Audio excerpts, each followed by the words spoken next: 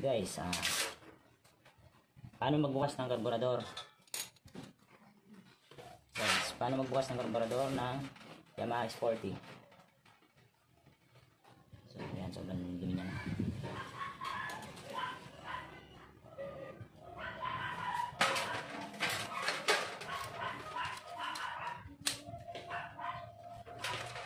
Meron itong nililipian sa ilalim. Tatlo. Ngayon natin.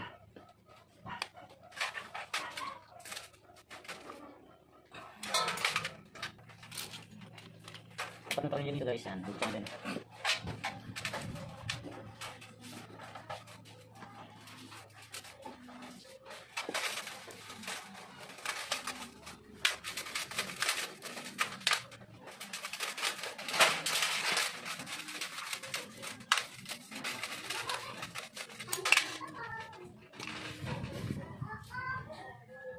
So ito yung floater niya, ito yung pumipigil sa pag-overflow ng gas. So pag medyo may leak na yung ano nyo, carburetor, tumatapon na yung gasolina dito, i-check nyo lang dito yung floater.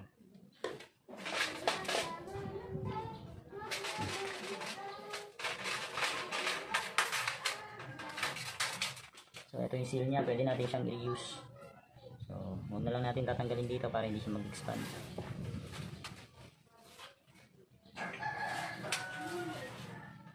So tatanggalin natin yung floater.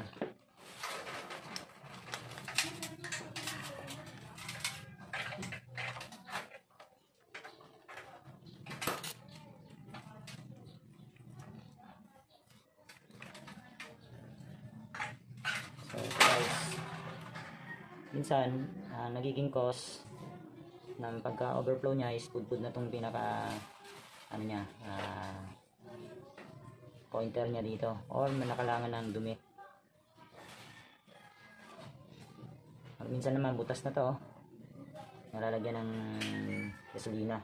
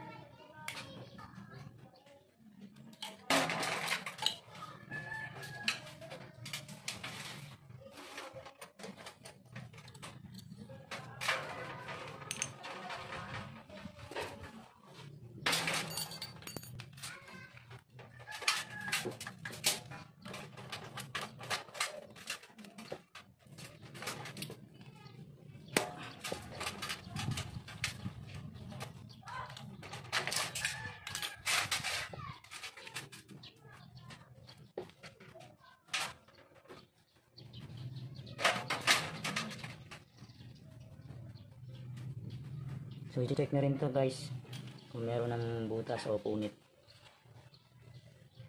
Kung meron ng punit guys, much better na palitan nyo na. Ito yung magtatanggal lang sa throttle control nya. So assist na siya, pwede naman natin linisin na nakakabit siya sa adjustan ng hangin. Tanggalin din natin yan. Then etong sa diaphragm nya, tanggalin natin.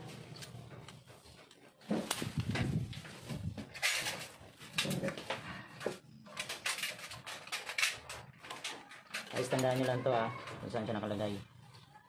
Hindi natin babalik.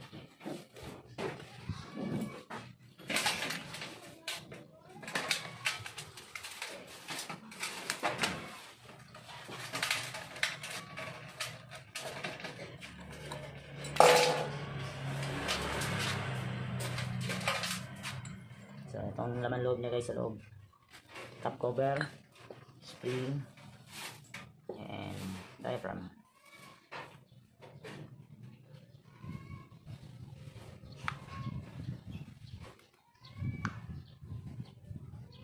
Guys, nandahanin yung pagkalas ha, para hindi siya mapunit.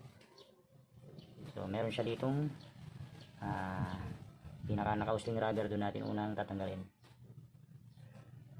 So gumangat na, ayan, gilid.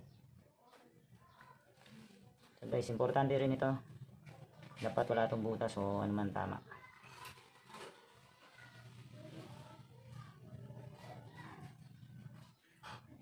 Ayan guys, ito yung tinatawag na, kung tawagin is karayom. So check natin yung sa appearance niya kung wala pang gas-gas, kasi kung may gas-gas na yun, pwede siyang mag-stack up. So ito yung ano, wala naman siyang sira. So be careful dito sa parts na to para hindi tayo mapagastos habang pinipinin natin.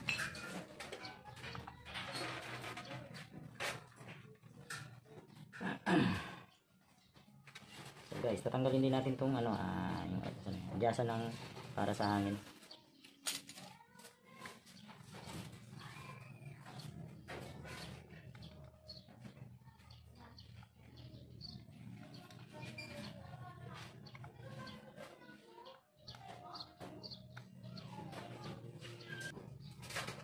Ito siya guys, then meron siyang spring na kasama sa loob.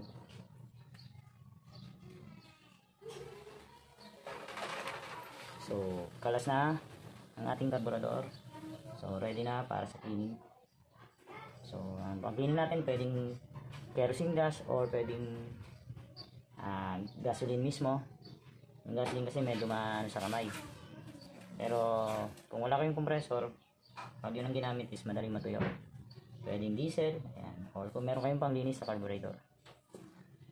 So kukuha lang ako ng gamitin natin panlinis sa kanya.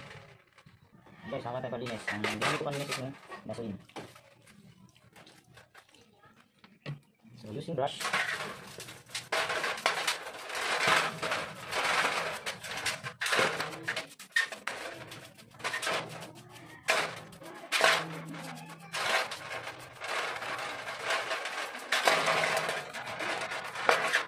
yung toothbrush. Ingat lang kayo pag ginamit ng mga panlinis is flammable. Dapat malayo sa mga pwede mag-cause ng sunog. Dapat malayo. Kung nag-iossi kayo, iwas mo na ang pag-iossi. Kung naninigras yung malapit sa inyo pwedeng palisin mo na. Parang kaliyataan mo ng aksidente. At syempre, wearing face mask para hindi natin malanghat ang octane ng nagamit natin pamugas. So always reminder na dapat lagi kayong nasa safety para wala man parang disgrasya.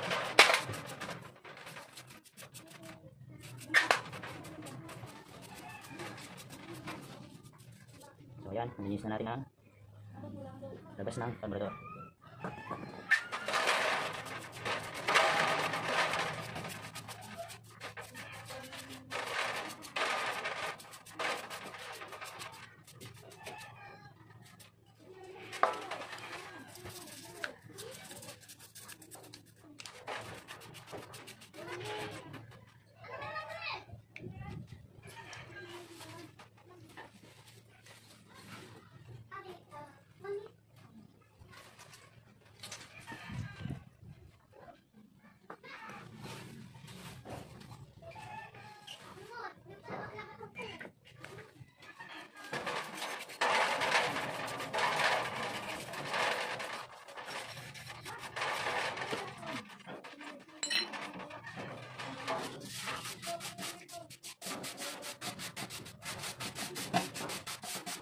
So palitan natin ito ng malinis para sa internal na ng carburetor ang lilinis.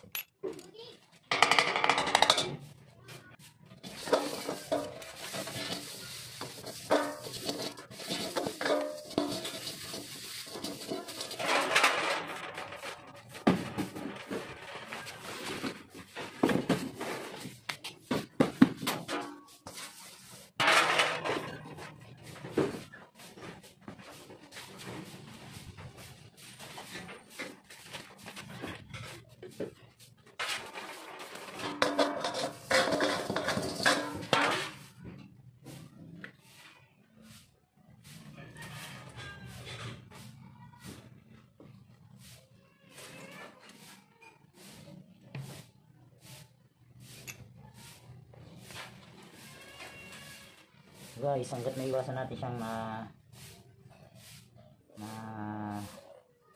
lagyan ng ano, ng panlinis. Since na rubber kasi to, baka mag-expand siya, pero gawa naman siya sa matibay na rubber na kaya niyang labanan yung resistance ng mga panlinis. Pero as long na maiwasan natin malagyan, iwasan na lang natin.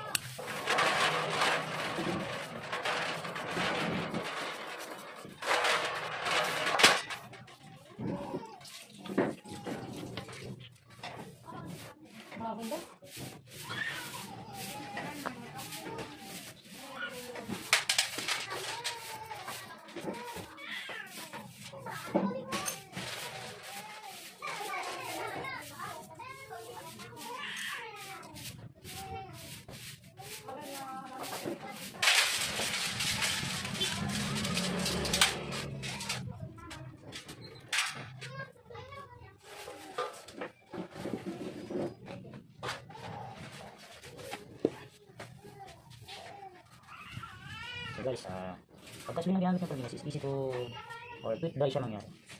So after nun, kung wala kayong compressor, pwede nyo kang blow gamit ang ihip lang guys kung wala. So basta makita nyo yung luwan ng ganito sa pag-ihip guys, okay yan. So yun naman, may compressor naman tayo, gamit tayo ng blower compressor. And guys, may compressor naman kayo, gagamitin nyo mas maganda kung may compressor para talagang talsik yung mga dumi sa loob ng mga fittings.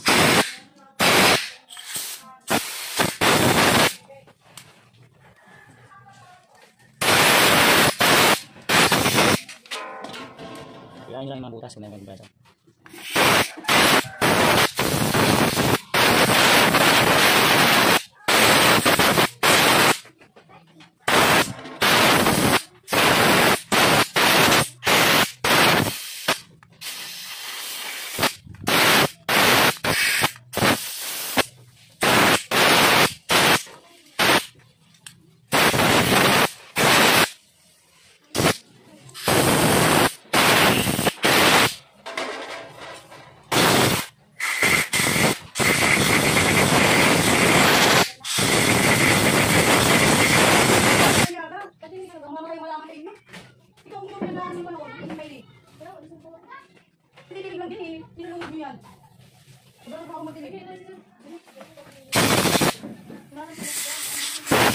Guys, ingatan nyo ito diaphragm, dapat wala siyang sign ng butas or crack.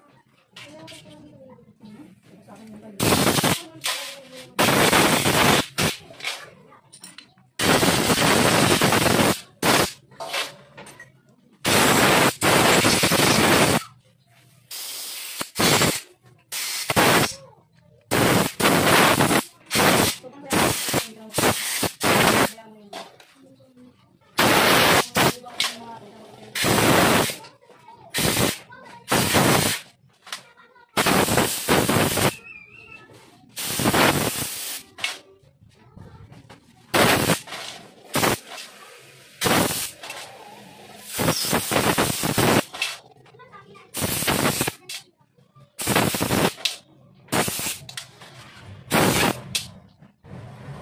pangorin na naman space na. Pangorin na maliit.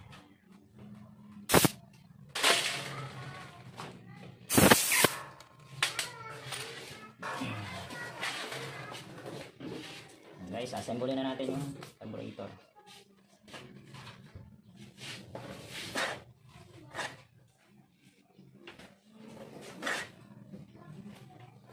Sanayin natin to, nasa ibabaw.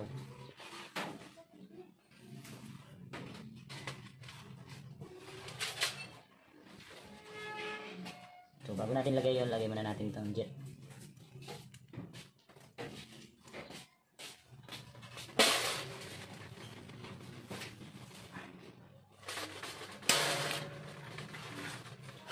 Guys, alari lang sa higpit ha. Baka mabitap yung jet or yung bumigay yung thread.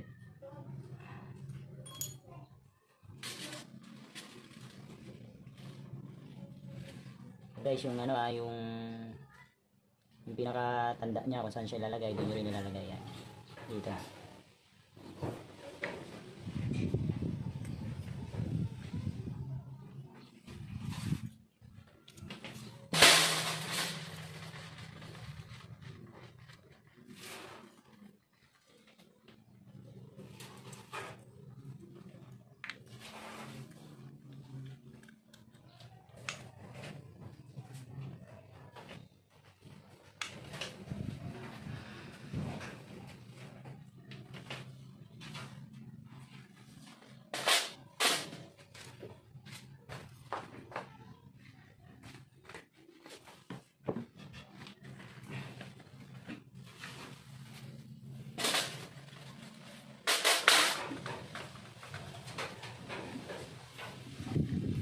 Mas maganda lagyan natin konti ng engine oil.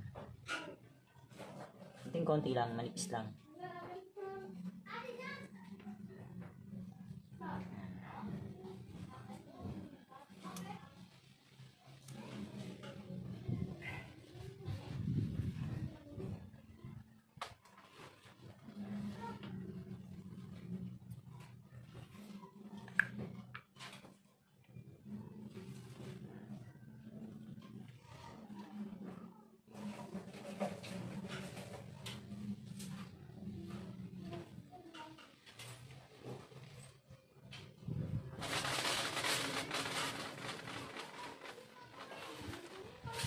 Spring.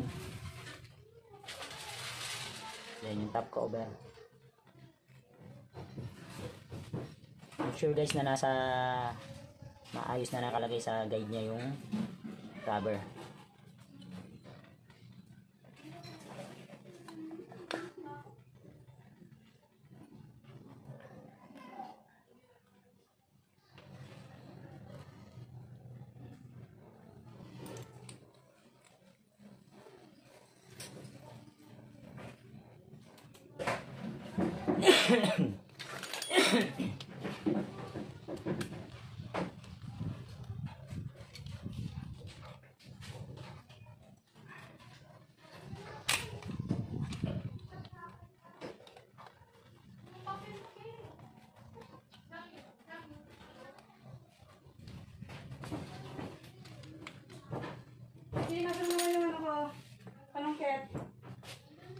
Next natin guys yung floater. Ayan guys, sasabit nyo lang dito sa loob, sa ilalim. Ayan, yung pin. Ayan, oops. I-shoot nyo dito yung pinaka pointer nya, pinaka bulb. After nyo ma-shoot, after nyo may pasok yung pinaka bulb nya, regulator valve or check valve, pagpamilyoan na natin siya rito.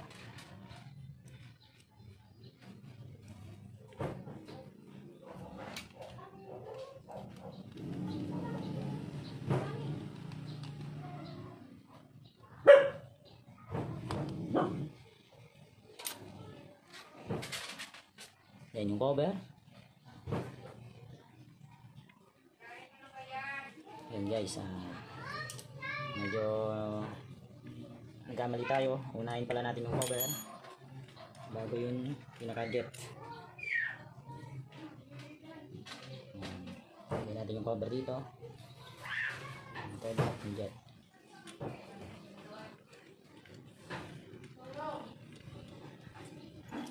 Higpitan natin ulit. Alalay lang ulit sa pagigpit. Huwag higpitan ng todo. Ito guys, lagyan natin ulit, balik natin.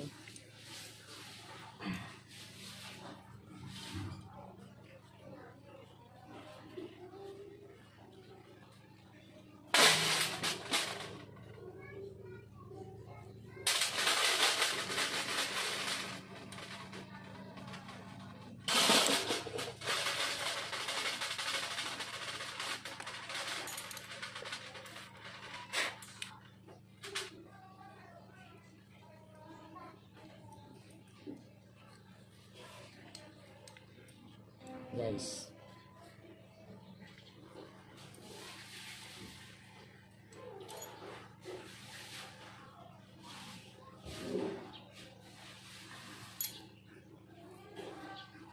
ayos na yung ating, ayos na ang loob ng ating carburetor.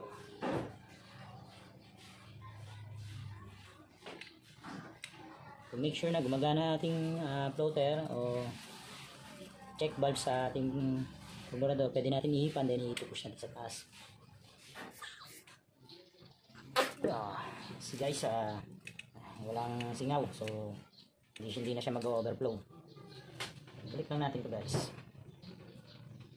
Check natin yung ano, kung nakaayos mabuti na salpak, yung seal, rubber seal.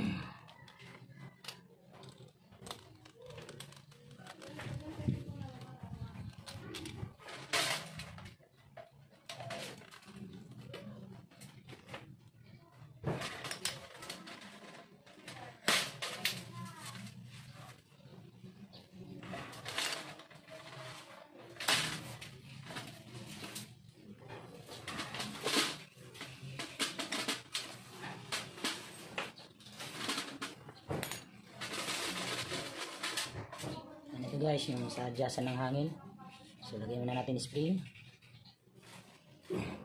then mabalik lang natin siya rito guys.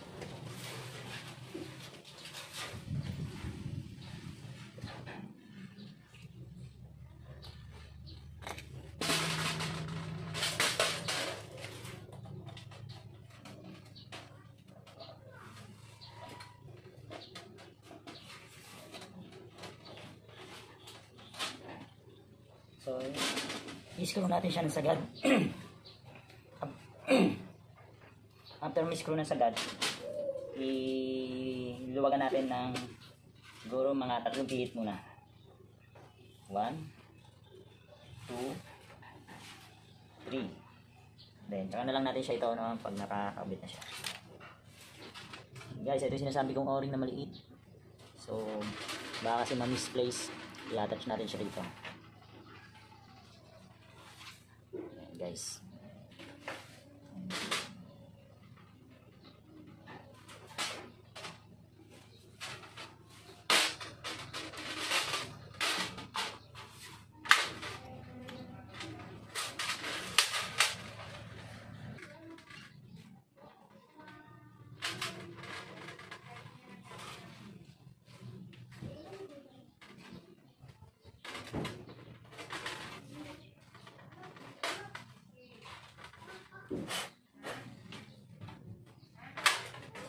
yes.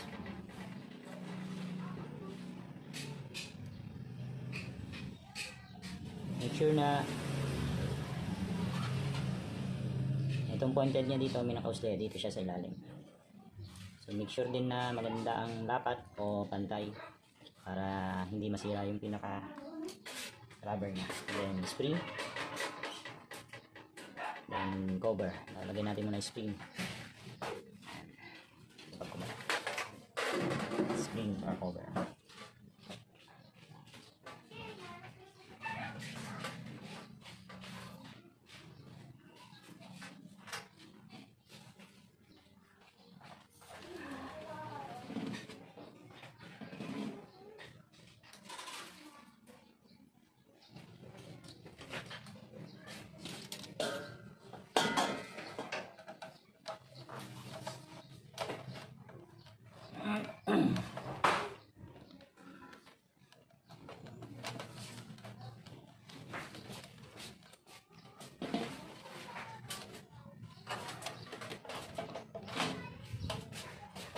Guys, ganun lang kung paano mag-disassemble at mag-assemble ng carburetor. So guys, masyado na siya malinis, look like brand new. So check natin kung free play itong pinaka arayo niya sa loob, then kung bumabalik. So ayos naman guys. Then itong throttle control